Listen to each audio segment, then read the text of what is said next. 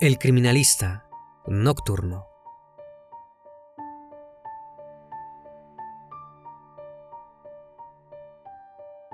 En abril de 2017, Cassandra Bjork, de tan solo 17 años, organizó una fiesta entre amigos en casa de sus abuelos. No faltaba nada en la reunión: música fuerte, alcohol, risas y muchos tipos de sustancias. Pero eso no era todo. Mientras más de una decena de adolescentes gritaban y bailaban descontrolados, en el segundo piso había ocurrido algo terrible. Detrás de la puerta, que se mantenía sellada, se encontraban los abuelos de la joven mientras ella y su novio Johnny Ryder fingían que nada extraño estaba sucediendo. Todo comenzó el 6 de abril de 2017, a las 6:09 de la tarde, cuando la policía se presentó en una vivienda en los límites de la ciudad de Sewanee, en Lawrenceville, Estados Unidos, para una comprobación de bienestar solicitada por un familiar de Randolph y Wendy Bjork, ambos de 63 años de edad. Según los familiares, habían intentado comunicarse por teléfono con la pareja en varias oportunidades, pero no tuvieron éxito. La policía llamó a la puerta y no obtuvo respuesta. Como tampoco vieron nada sospechoso, se fueron del lugar sin sospechar lo que había ocurrido.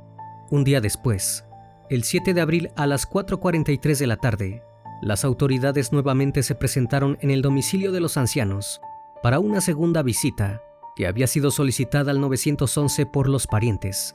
Nuevamente, la policía se presentó en el domicilio, llamó a la puerta, pero nadie respondió y no vieron ni oyeron nada sospechoso. Tan solo 4 horas después, una operadora del 911 recibió otra llamada de un familiar de Randall Bjork por su desaparición. Aunque se había cumplido una semana sin que los familiares de la pareja de ancianos tuvieran novedades de ellos, la policía no creía tener motivos suficientes para entrar en el lugar por la fuerza. Un día después, la perspectiva de las autoridades cambiaría, cuando a las 8:30 de la noche recibieron un aviso de asalto y agresión en el mismo barrio de Lawrenceville. En el aviso, informaron que Johnny Ryder, de 19 años, y su novia Cassandra Bjork habían atacado a la hermana de Ryder y a su pareja dentro de su domicilio. Cuando los oficiales llegaron al lugar, encontraron a ambos golpeados. Según el testimonio de las víctimas, Ryder había agredido a su hermana con un bate de béisbol y los había rociado a ambos con gas pimienta, para luego huir en un coche robado que pertenecía a los ancianos Randolph y Wendy Bjork. Debido a las lesiones de la pareja, la policía obtuvo órdenes de arresto contra Ryder. Tan solo 2 horas después, a eso de las 11:13 de la noche, la policía se presentó una vez más en el domicilio de los ancianos para investigar el robo del auto. Ahora los agentes tenían motivos suficientes para poder irrumpir en el domicilio derribando la puerta. Apenas atravesaron el umbral de la casa, un olor leve, pero nauseabundo, invadió las fosas nasales de los oficiales. Conforme iban adentrándose a la vivienda, el hedor se hacía más y más fuerte, hasta que llegaron a la puerta de una habitación que parecía sellada. Cuando la abrieron, no solo fueron golpeados por un olor putrefacto y concentrado, sino por una imagen espeluznante. Los cuerpos sin vida de Randolph y Wendy Bjork estaban en el piso de la habitación, en un estado avanzado de descomposición. En primera instancia, los adolescentes eran los principales sospechosos del crimen, pero había que encontrarlos. Los oficiales sabían que para dar con su paradero, debían seguir las pistas del coche robado, y así lo hicieron. A través de las cámaras de seguridad de la zona, lograron ubicarlos en un apartamento. Los agentes intentaron establecer contacto de forma pacífica, pero los sospechosos se negaron a salir, atrincherados dentro de la vivienda. Al ver que no cooperaban, las autoridades solicitaron el refuerzo del equipo SWAT. Tras un breve lapso de tiempo, el equipo especializado en este tipo de casos entró a la vivienda a la fuerza. Allí se toparon con una imagen preocupante. Ambos sospechosos tenían heridas autoinfligidas en sus muñecas. Sin perder más tiempo, los jóvenes fueron trasladados a una clínica de la ciudad para evitar que perdieran la vida y pudieran ser procesados por sus crímenes. Mientras aguardaban la recuperación de Johnny Ryder y Cassandra Bjork, la policía comenzó con la investigación del caso de Wendy y Randall Bjork. Días después, los resultados forenses concluyeron que el deceso de los 2 ancianos habían sido a causa de un corte en la garganta. Pero no solo eso, antes de que ambos recibieran la herida fatal, habían sido torturados. La necropsia hablaba de golpes con objetos contundentes y heridas cortantes en sus cuerpos. Al parecer, había sido un crimen cargado de furia y odio.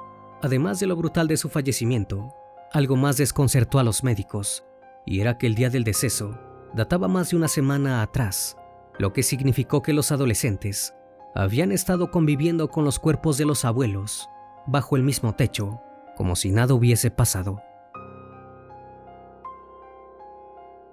La policía llegó a la conclusión de que la pareja de criminales utilizó un martillo, un bate de béisbol y un cuchillo de carnicero para llevar a cabo el asesinato de los ancianos, y que luego de perpetrar los horrendos crímenes, metieron los cuerpos en una habitación.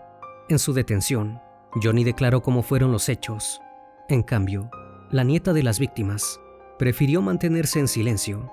El joven relató con una crudeza increíble cómo una noche de abril, él y su novia esperaron escondidos fuera de la casa de Wendy y Randall Bjork hasta que se apagaron todas las luces. Una vez que oscureció, entraron sigilosamente a la casa, tomaron por sorpresa a los dos ancianos. Nada pudieron hacer cuando Ryder comenzó a atacar a Randall con una llanta de forma desenfrenada. Mientras tanto, Cassandra arrastró a su abuela a la misma habitación, donde luego dejaron los cuerpos. Allí sujetó a la anciana de las extremidades con cinta adhesiva y luego la golpeó hasta el cansancio. Después, su novio y cómplice llevó al anciano a la habitación y lo acostó en el suelo junto a su esposa. Indefensos, frente a dos jóvenes enceguecidos por su maldad, no pudieron hacer nada cuando recibieron decenas de puñaladas para luego ser ultimados sin piedad. Finalmente, sellaron las puertas para que el hedor desprendido de los cuerpos no se expandiera por la vivienda. Los días pasaron como si nada para los asesinos. Las víctimas comenzaron a descomponerse, mientras los adolescentes se quedaron en la vivienda, celebrando fiesta junto a sus amigos.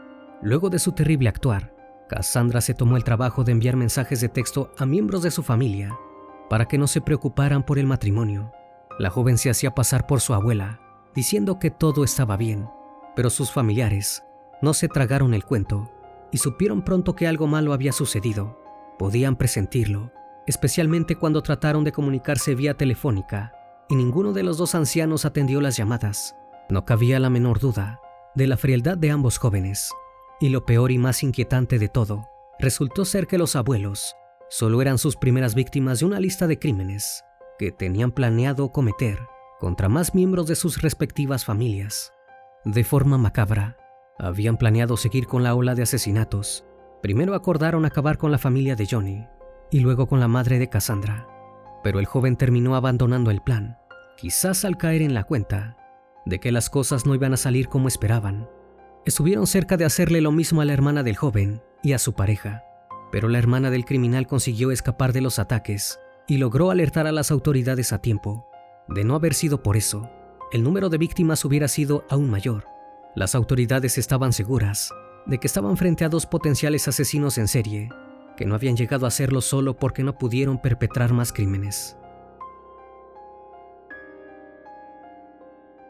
Luego de que fueran dados de alta del hospital, recuperados de su intento de quitarse la vida, fueron trasladados a la cárcel sin derecho a fianza. Aunque ambos iban a enfrentar en el juicio penas muy duras, Cassandra Bjork no podía ser condenada a la pena capital, debido a que al momento de los hechos era menor de edad.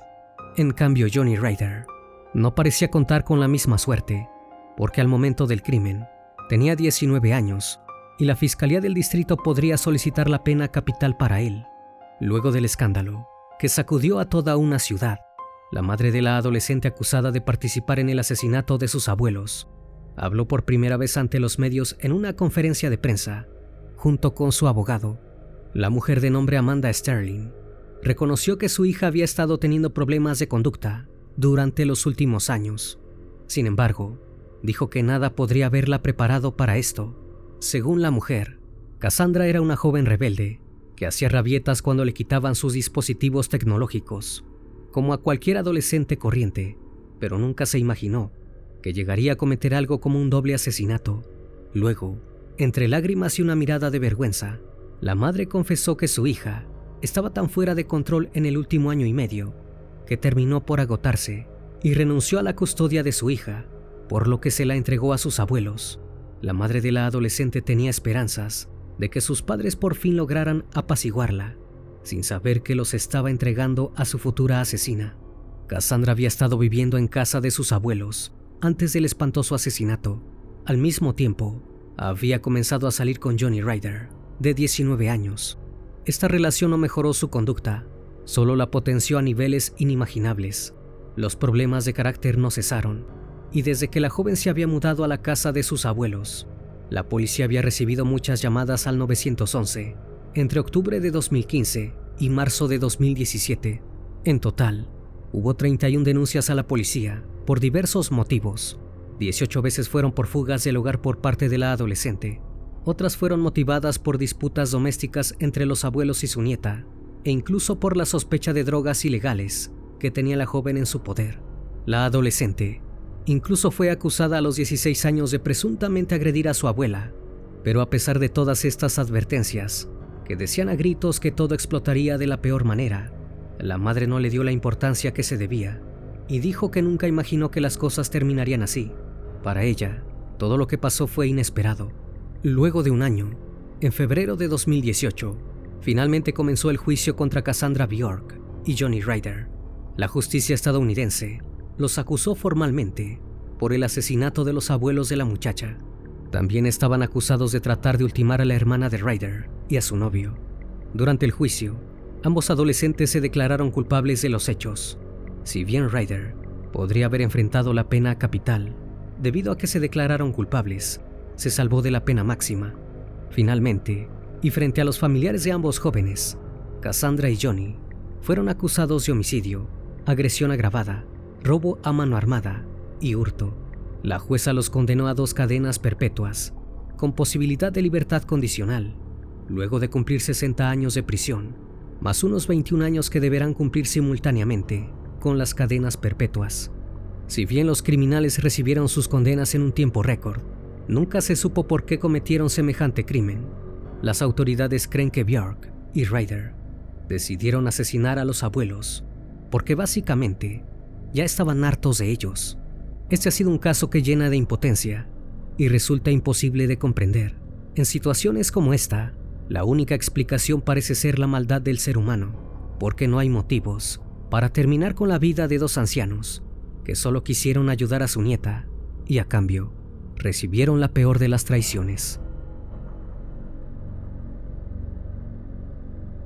Una vez más, ha sido un placer estar con ustedes. Si el caso de hoy te pareció interesante e informativo, te pido me regales un like o un comentario sobre la transmisión de esta noche.